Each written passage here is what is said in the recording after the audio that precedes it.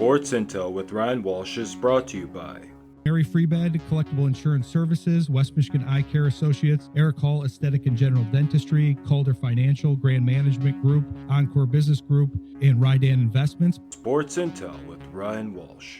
Stay informed and stay vigilant. Coming back here with Ryan Randall of the Grind Line podcast. Yeah, I felt like it was an interesting discussion, Ryan, talking about kind of where this team is, and there is some purgatory to the narrative here, but it's the idea that hopefully you can have some of these guys that are occupying the positions right now that may need to be replaced, like the goalie situation, that they hold out for as long as they can, and then they're able to bring up these young guys. But I'm curious what you think about who we may see. You talked about ASP, but I'm curious about who we may see on the main roster from the Grand Rapids side of things or elsewhere, international side of things, the younger guys that we really haven't seen much on the main roster. Is there anybody you expect to kind of occupy a role there and contribute as a young guy that has some upside? I think, we'll continue on defense. You're looking at ASP or maybe a Wallander. I think that could maybe be someone that knocks on the door come camp. On the forward side, I know that there's been a lot of talk about Nate Danielson and Branson Nygaard, the other acronym, if you will, MBN instead of ASP. So there's some guys there that I think have a chance. The one that maybe falls off a little bit because of his injuries is Carter Mazur. I mean, we saw him come up to Detroit, lasted about a shift, and then he was hurt. So that's another guy that I think has really shown he's got a potential for a role, even though it may be bottom six, your fourth line. But for what's in Detroit, I mean, majority of their roster's set. I think it's very simple to say in terms of the forward group. With James Van Riemsdyk coming in, Mason Appleton, those are role-playing guys that can come in and make an impact for you in some fashion. Is it the wow impact that you would have seen with a Mitch Marner or a Nick Ehlers that went elsewhere? No. But as a forward side of things, as long as they can bring you something that was more than, say, a Tarasenko, then I think you're going to be in a good spot. Is it great? No. Can they compete? Yes. Defensively, I think that's where it gets very interesting because you got Bernard Docker that was brought in as your depth signing.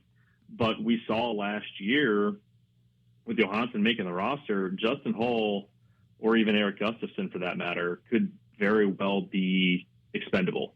And what I mean by that is we're past the buyout window. They're not going anywhere, but we could see them waived to make room for someone. Who that could be, kind of like what we just mentioned. But there's nothing stopping, like contractually, those guys being sent or waived down to Grand Rapids. With the CBA changing in the next couple of years, that could get a little bit trickier.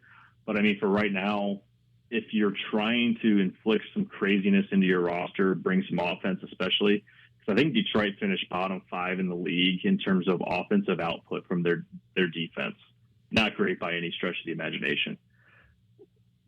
Are you willing to sacrifice a little bit of defense to try to spark some offense? And that's where Sandin Pellikka could really, I think, benefit being in this group, but maybe in a more sheltered role. I think he'd come in right away and play on your power play as your second unit, but we'll see what happens. Well, and if you are in that kind of purgatory stage where nobody's expecting a cup run or anything, we're hoping for the playoffs, obviously, collectively, and taking that next step forward. But if you can get these guys more experience, like ASP and some of the other guys you mentioned, then that's going to bode well for the future, because I talked about that last week on the show. But the idea is that if you're playing these older guys, it makes sense for a team that's close. If you need to get that slightly better, more experienced player because you're close, you're at that cup, you need those guys that aren't going to fail under pressure, and they're going to be able to stay in there and take the pressure. That's not really the situation the Wings are in right now. So if you give some of these young guys a shot, then they will be in those pressure situations, and they will be able to handle it maybe more so going forward, because that's the future. The other thing that they talked about last week on the show when we were talking the Red Wings here is that I found interesting, is they were talking about how the free agents should come in and obviously fill in some of the roles and stuff, but the roster itself is maybe too full. And because I asked about future moves, which I want to ask you about, but it sounds like they do have a way to do that, because I mean, they have some cap space, they have some room to maneuver. So whether it's a trade or, like you said, getting rid of somebody, hopefully they may have some room to add to one of these needs here. Yeah, they've got still over $12 million in cap space right now, which you look at past seasons now. Yes, the salary cap going up helps in that sense. And that's why we didn't really see a whole lot of movement in the free agency market. But with where they're at right now, their ability to be able to ship guys out is high. You've got several, like I'm looking at Puckpedia, for instance, right now. Most of your guys that are under contract, you have the ability, they have a lot of modified no trade clauses. So you've got flexibility there to go to them and get a thumbs up, thumbs down type scenario, because there's going to be some teams that are coming up that are going to be tight once we get to training camp. Because I think over the summer, you're allowed to be 10% over the cap. But once camp hits and you get into that, I think around October 4th window is when rosters need to be set. You got to be cap compliant. So there's going to be a few moves to potentially be made. There's a lot of rumors going around. You're looking at guys like Buffalo, for instance, who never seems to leave the rumor mill. Maybe you go get a Bowen Byram for your back end and bring in a solid two-way defenseman. I think what comes down to an issue for Detroit, and really kind of play with Yzerman's comments, do they have and are they willing to part with some of these younger prospects that haven't seen NHL time to try to get a younger solidified player? And the cost is high, and we've seen that with some of the moves already to this point. Is Yzerman to that feeling of the roster and organization, for that matter, of finally pulling the trigger on one of those? Yeah, that is the tough part here with their stage of development right now, because they do have some good young guys on the main roster and coming up through the system. He's done a good job drafting. There's a lot of reason to be hopeful about some of those guys, and you want to eventually be able to use them whichever way you can, whether it's getting them up to the main roster and have them be contributors. That's the ideal situation.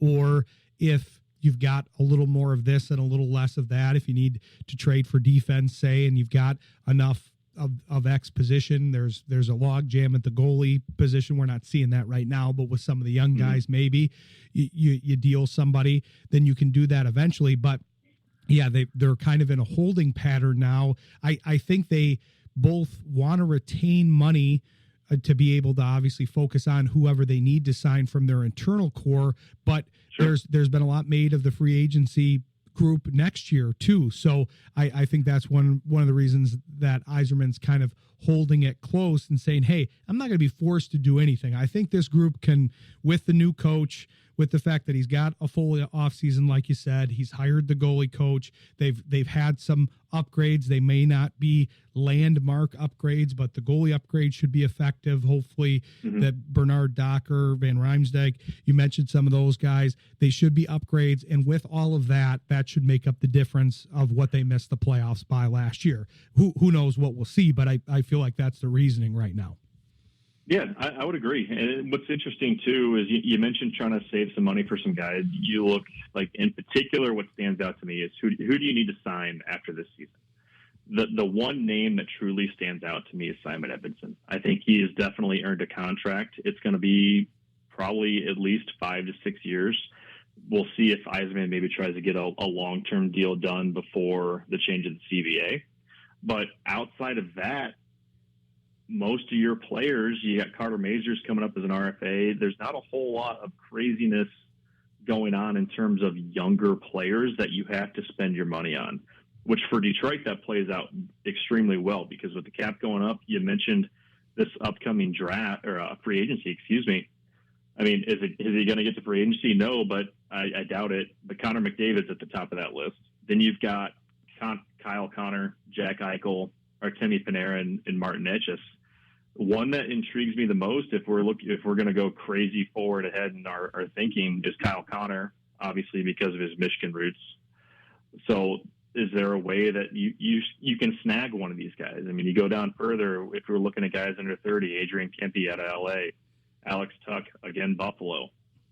There's going to be a lot of interesting options if they actually make it to free agency that Detroit could go for.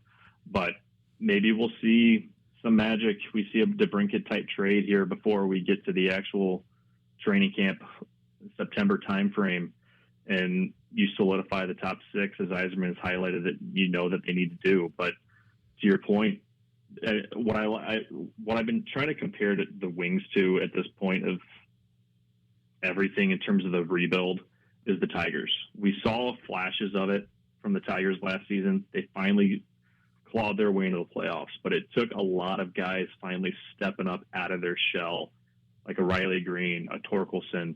I'm going to focus on those two in particular and leading that team forward. This season, I think, is key for a guy like Marco Kasper to step into that role. You want to see an Elmer Soderblom step up and elevate his game now that it seems like things have finally clicked for him. Jonathan Berggren, he got re-signed. I think he's been a rumor of a trade trip for a while. That's a guy that needs to be elevating his game. But also Simon Edmondson and Johansson. There's a lot of youth on this roster that if they can truly grow and develop the way that we're hoping for, especially with Todd McClellan in charge for this full offseason to implement this system. We saw the spark that he brought to him and what he was able to do for them after he took over. If that can continue, you're in a very good spot. That's best case scenario, wishful thinking maybe, but that's what I'm hoping for. Yeah, and I could see that. I think that's a possibility, and you want to be hopeful for the future. I think there's reasons to be, but yeah, we've got to get you out of here. I wanted to make one comment about the Buffalo thing. I meant to after your last comment. You were saying they're always in the rumor mill. They're like the moderator of the rumor mill at this point, I feel like. But yeah, so there could be some deals to be had there. But we appreciate you joining the show. We'll look forward to having you back on the show to talk some more Wings here as things develop. Sure. But tell the people where they can find you here and about the podcast and everything. Yeah, you can find us on YouTube, X. I think we're on all of the socials that you can think of. Just look up Grindline Podcast. Greg is our typical moderator of all those. We also have a collection going with Vintage Detroit out of Metro Detroit here in Plymouth. Great T-shirts and jerseys. If you need anything Red Wings, go to them for jerseys especially. There's Sports Dan. We'll tell you, go there. That's your best bet. But, yeah, we have a link tree out there, all the socials. You can find us on Grindline Podcast. Yeah, be sure to check them out. It's a great outfit, and they do great work there. And we appreciate you joining the show, and we'll talk to you again soon, Ryan. Yeah, thanks, Ryan. Appreciate it. All right, take care. Thanks to Ryan Randall. Appreciate him coming on and joining the show. We're going to turn our attention to basketball now and talk to Coach Dave Dalton, the Pistons Fanatic podcast here, and talk about what his thoughts on the Pistons offseason, because he has a lot. I just listened to his most recent video that he posted, and we'll talk to him after the break. So stick with us. You're listening to Sports Intel on Jethro FM. Sports Intel with Ryan Walsh.